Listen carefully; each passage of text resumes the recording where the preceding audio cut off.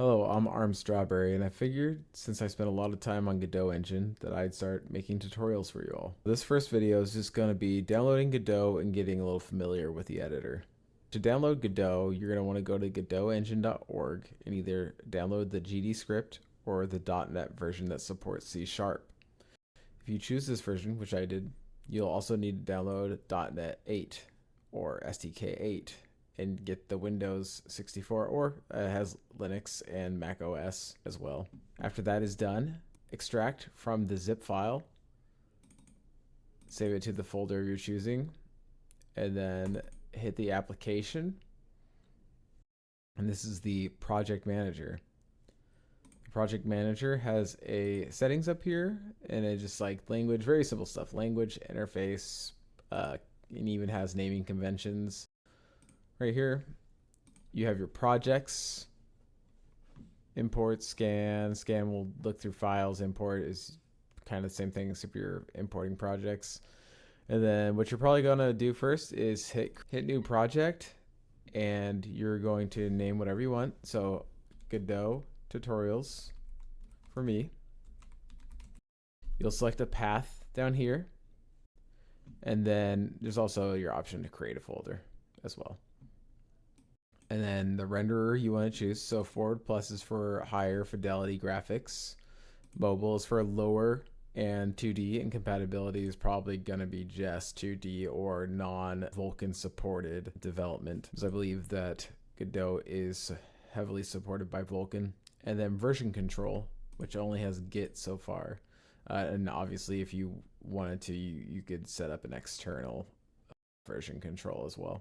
So you'll hit create. I'm not gonna hit create because I already have this up here, and it's gonna bring you into engine. So by default, it probably looks like this, and this is just a 3D viewport. And then at the top here, you can switch to a 2D viewport. This game tab is if you were to run your engine and see what your game is like, it would show you what's in game. Script, for example, this is documentation of a certain class in Godot. We'll go over that briefly in a little bit.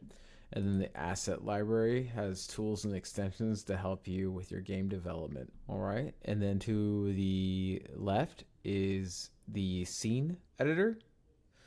By default, it's empty, and you can create root nodes. So root nodes is what your character, world, so on is going to like inherit from, and we'll go over scenes in another video, probably the next video.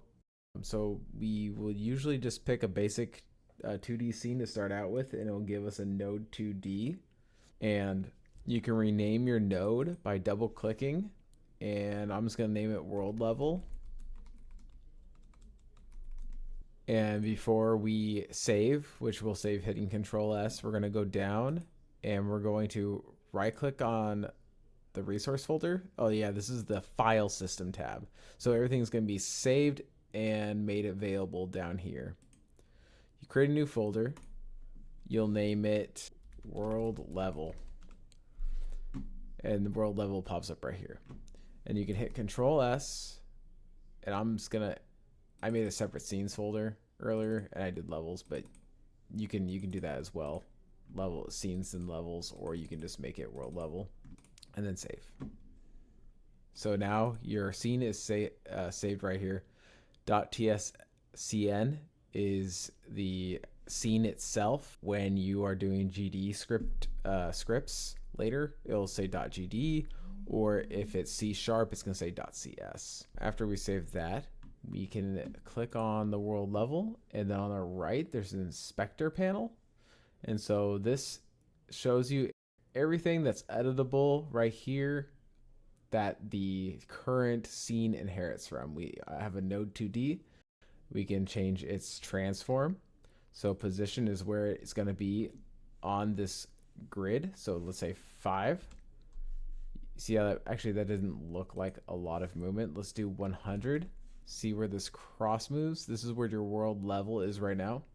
And let's do 500 right here. And now I've moved it down here. Scale is the size of it, which is going to be something I can't really show right now.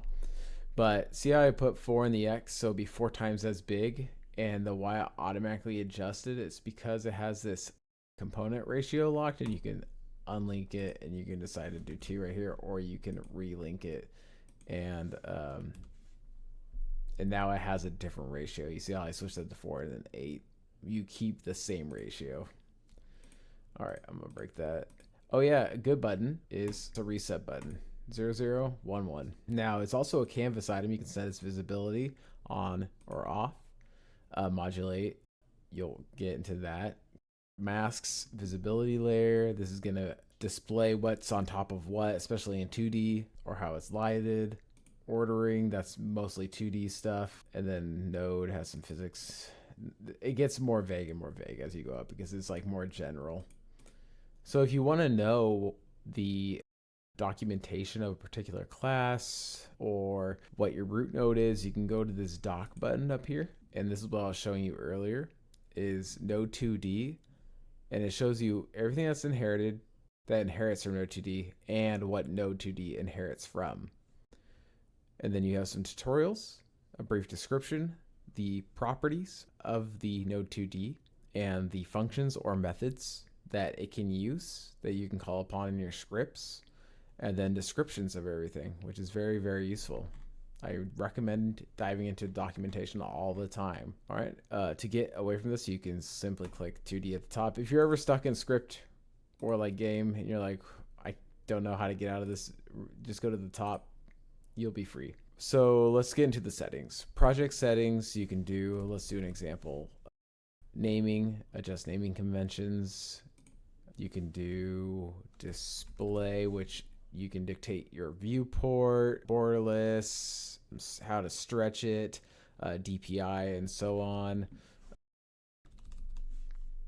You have configurations right here to change the name.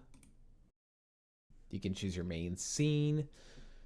And there's just a lot of things you can do. There's an input tab. So this is where you're going to create inputs for like walking, attacking. You're going to be able to, let's say, run, right, or something like that. And you hit add and you can click on this. You can click a key. I'll say D and it comes up and you'll hit, oh, I think I hit enter at the end. That's my bad. Now you can hit okay. It will listen to whatever the last key you hit. So if you do hit D and you hit enter, it will show up as enter as it did right there. So that's something you'll do, and you'll be able to invoke this in your script. Localization, which I haven't messed with a lot yet, but once I figure that out, I'll let you guys know. Globals, this is going to be, so scenes aren't, so let's say you have a scene that's a world level and you have a scene that's a character. Your character went to world level and then he went into, let's say, like a cave level or something like that. Because scenes can be levels, they can be characters, and they can be objects, environment, and so on. I'll do an in-depth scene video, I promise. Characters in world level. Character then goes to K level. Things are not persistent between scenes, so globals will be stuff that carries information that needs to be able to cross scenes, and it will be in every scene holding that data. So very important. Plugins, so that's gonna go with the asset library. Not much more to say about that. And then import defaults, so you're importing stuff like sprites or 3D models or audio or something. There's a spot in here for Blender where you can just plug the path in, and that's very convenient. It could be in editor settings actually, but I use Sprite for pixels, so I don't really deal with that too much. But so this is the editor settings. You got shortcuts right here, and then you have interface editor, you got doc style, you got a lot of things you can customize. I definitely recommend going through this. TLS import. Oh yeah, here you go. File system import Blender path right here. This is what I was looking for. Next is debug. So visible collision shapes, paths, navigation, and avoidance is all good for debugging your AI or just debugging in general. For example, if you have, say, an area 2D, which is just basically, it's a shape and it has detection properties. So if you have an object that enters it and something's supposed to happen, then you can use the visible collision shape and make sure that you can validate, yes, it crossed it, and it's happening correctly, or why isn't the functionality of the code working. And then paths, usually most of this I use for AI, but if you're developing a strategy game, you're going to use it for your workers or your troops anyways, because they're technically AI that gets possessed by the player. Very, very handy. And then scene, this is just additional stuff for your scene tab, right? Right here. And then last but not least, there is some editor icons up here. This is the move mode up here. We were in select mode, which you can select it and move it, and you can hit Control Z and bring it back to the center, and you can use the move mode and you will be able to move it side to side around, kind of like the select mode, but you're able to more finely tune it on an axis. You have rotation, and then you have a scalar up here. Then you have some snapping options right here, so you can have a gridded snap. See how it moves like in the grid cubes. And then you have smart snap, so you have it in line with an axis that it's trying to use, right? So you can kind of like fine tune it that way in conjunction. And I think that's pretty much it. The next video is going to be on scenes. It's going to be very in depth on what a scene is, how to use scenes, what scenes are. Because I was confused at first. I made a whole scene, and then I pressed my input action, and everything, the whole world moved with my character. And I was like, what is happening? So we'll get into that later. Don't forget to like and subscribe, and I'll see you guys in the next video.